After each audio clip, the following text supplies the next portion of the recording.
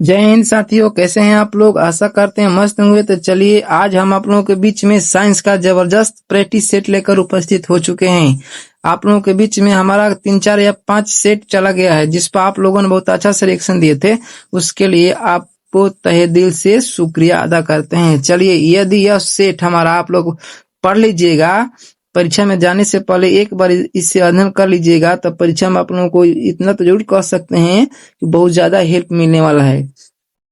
अतः इस परीक्षा में जाने से पहले ये हमारा सा छोटा सा वीडियो 12 13 मिनट का होगा, अच्छा से इसे पढ़ लीजिएगा ना। चलिए देखते हैं प्रश्न संख्या पहला। देखिए क्या बोला है।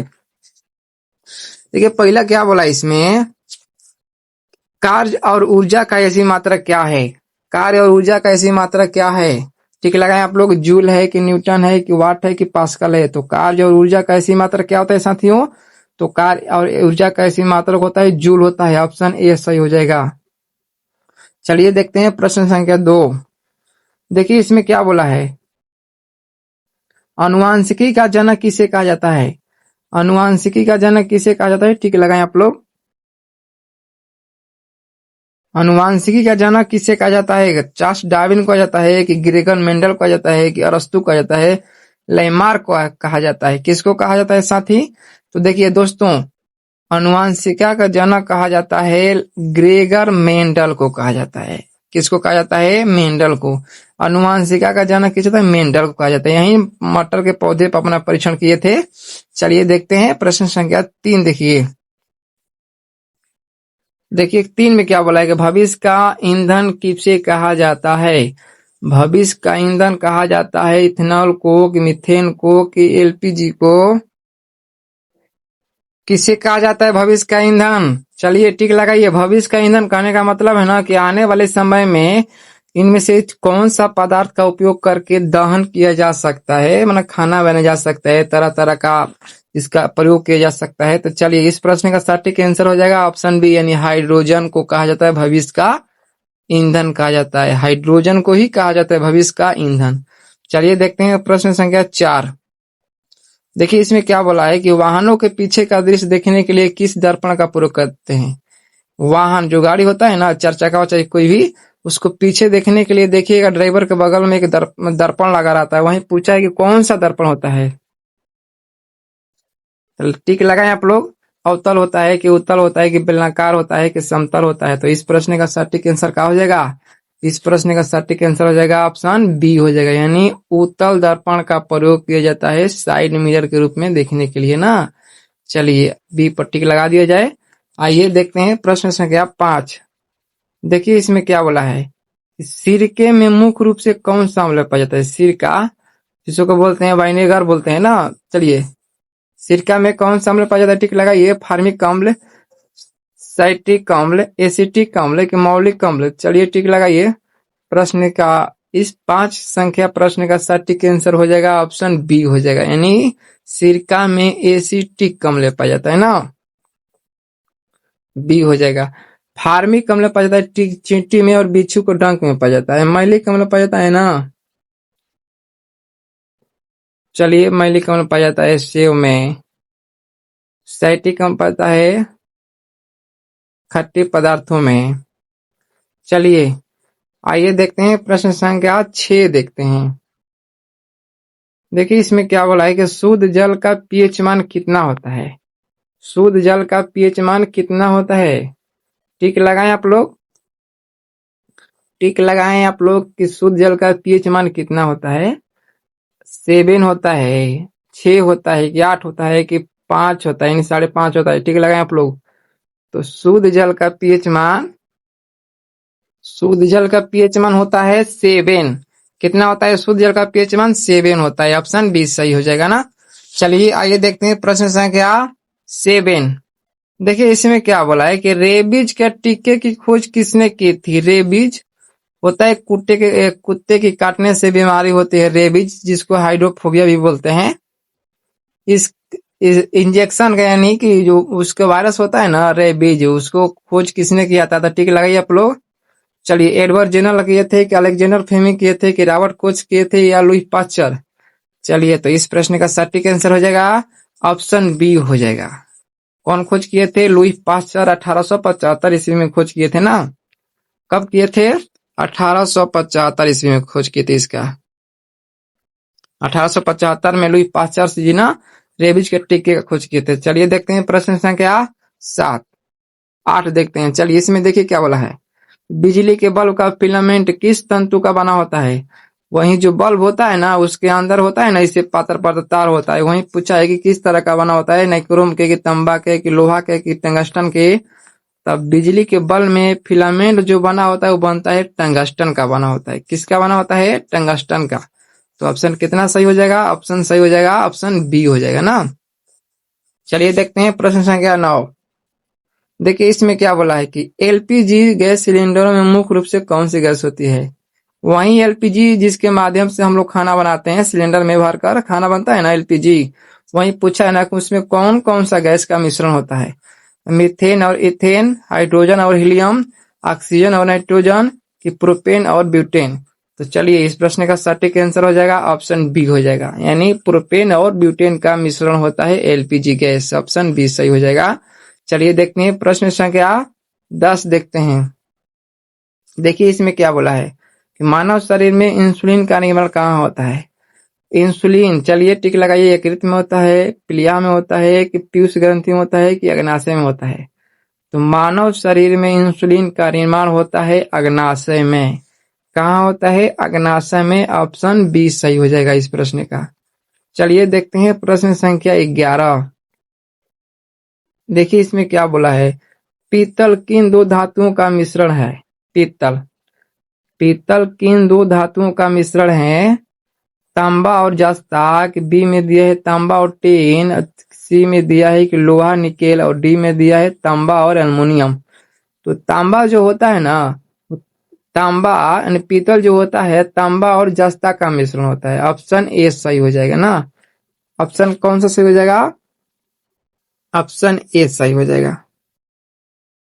चलिए ऑप्शन ए मार दिया जाए।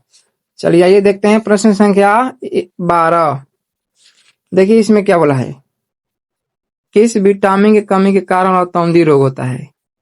रतौंधी रोग किस विटामिन की कमी के कारण होता है? रतौंधी होता है जो रात में नहीं दिखाई देता है, उसी को बोलते हैं रतौंधी रोग, आंख से संबंधित है। तो किस विटामिन के कारण से होता है? Vitamin A, vitamin B, vitamin C, vitamin D. तो रतौंधी रोग होता है विटामिन ए की कमी के कारण। ऑप्शन कितना में दिया है? ऑप्शन दिया है बी में दिया है ना। ऑप्शन किस में दिया है? ऑप्शन बी में दिया है। चलिए आइए देखते हैं प्रश्न संख्या 13। देखिए इसमें क्या बोला है। गुरुत्वाकर्षण का सार्वत्रिक नियतांक किसने दिया था?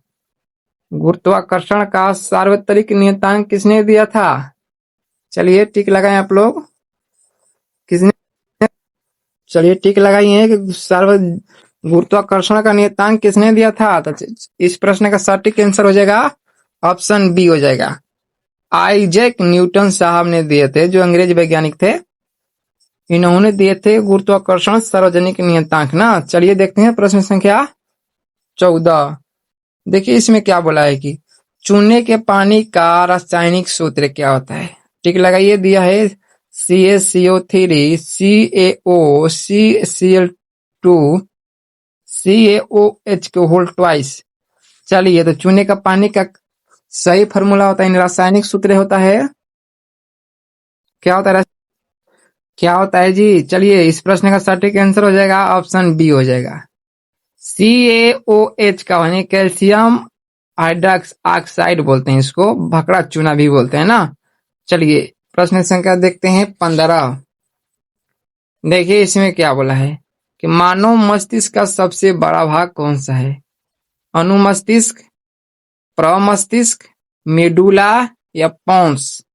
चलिए टिक लगाइए आप लोग। तो मानव मस्तिष्क का सबसे बड़ा भाग जो होता है ना वो होता है प्रमस्तिष्क। आंसर क्या हो जाएगा? प्रमस्तिष्क। अब समझ लीजिए कि प्रमस्तिष्क कौन सा मस्तिष्क का भाग है? तो अग्र मस्तिष्क का भाग है प्रमस्तिष्क। अग्र मस्तिष्क को दो भागों में बांटा गया है, जिसको बोलते हैं प्रमस्तिष्क और एक को बोलते हैं डाइसेफ्लॉन। लेकिन मस्तिष्क का 2/3 भाग अकेले होता है प्रमस्तिष्क। ऑप्शन कितना हो जाएगा? ऑप्शन हो जाएगा बी हो जाएगा।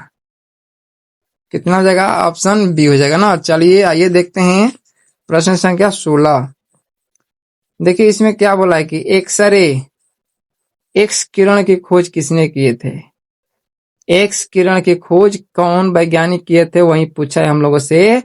जे Thomson, Marie Curie, W C. Roentgen, Ernest Rutherford. चलिए टिक लगाएं आप लोग, कौन किया था? डब्ल्यू.सी. रोएंटगन साहब ने किए थे एक्स किरण की खोज। ऑप्शन बी सही हो जाएगा। क्या हो जाएगा? ऑप्शन बी सही हो जाएगा ना। चलिए आइए देखते हैं प्रश्न संख्या 17 देखते हैं। देखिए इसमें क्या बोला है, किस वैज्ञानिक को भौतिकी और रसायन दोनों क्षेत्र में नोबेल पुरस्कार दिया गया था? एक ऐसा भी वैज्ञानिक है जिनको रसायन शास्त्र और भौतिकी दोनों क्षेत्र में नोबेल पुरस्कार दिया गया है। चलिए, Linus Pauling, Albert Einstein, madam Curie, C B. Raman. चलिए टिक लगाए आप लोग। तो इस प्रश्न का सही उत्तर हो जाएगा मैडम क्यूरी। इस प्रश्न का सही आंसर क्या हो जाएगा? मैडम क्यूरी को 2 बार नोबेल पुरस्कार दिया गया था, एक बार भौतिकी के क्षेत्र में और एक बार रसायन शास्त्र के क्षेत्र में। ऑप्शन बी सही हो जाएगा ना। चलिए देखते हैं प्रश्न संख्या 18। देखिए इसमें क्या बोला है, भोपाल गैस त्रासदी में किस जहरीली गैस का रिसाव हुआ था? Potassium cyanide, potassium isocyanide, chlorine gas, methyl isocyanide. तो चलिए टिक लगाएं इस प्रश्न का। तो इस प्रश्न का सटीक आंसर क्या हो जाएगा? भोपाल आइसोसाइनाइड में क्या हो जाएगा जी? मिथाइल आइसोसाइनाइड ना। ऑप्शन बी सही हो जाएगा। भोपाल गैस त्रासदी में कौन सा गैस का रिसाव हुआ था? Methyl isocyanide. ऑप्शन बी सही हो जाएगा। चलिए आइए देखते हैं अपना 19वां प्रश्न। देखिए इसमें क्या बोला है कि भारी जल का रासायनिक सूत्र और नाम बताइए। भारी जल क्या होता है? भारी जल का सूत्र और उसका रासायनिक नाम क्या होता है? चलिए टिक लगाएं। D2O2, H2O2, T2O, D2O, H2O। तो चलिए भारी जल का रासायनिक नाम और सूत्र क्या होता है? D2O यानी ड्यूटेरियम ऑक्साइड होता है ना। ऑप्शन बी सही हो जाएगा। चलिए दोस्तों आइए देखते हैं अपना आज का अंतिम प्रश्न। चलिए देखिए ये रहा आज का हमारा अंतिम प्रश्न यानी प्रश्न संख्या 20। घेघा रोग किसकी कमी के कारण से होता है? चलिए टिक लगाइए आप लोग। घेघा रोग किसके कारण से होता है? आयरन की कमी से, कि आयोडीन की कमी से, कि विटामिन सी की कमी से, कि कैल्शियम की कमी से? टिक लगाए आप लोग। तो आयोडीन यानी घोंघा रोग आयोडीन की कमी से होता है। ऑप्शन बी सही हो जाएगा ना। तो ऑप्शन बी सही हो जाएगा आयोडीन। तो दोस्तों आज का छोटा सा वीडियो आप लोगों के बीच में कैसा लगा? यदि अच्छा लगा हो तो हमारे चैनल के साथ जुड़ जाइएगा, सब्सक्राइब कर लीजिएगा और अपने दोस्तों के साथ शेयर भी कर दीजिएगा। तब तक मिलते हैं आप लोगों से नए वीडियो में। जय हिंद।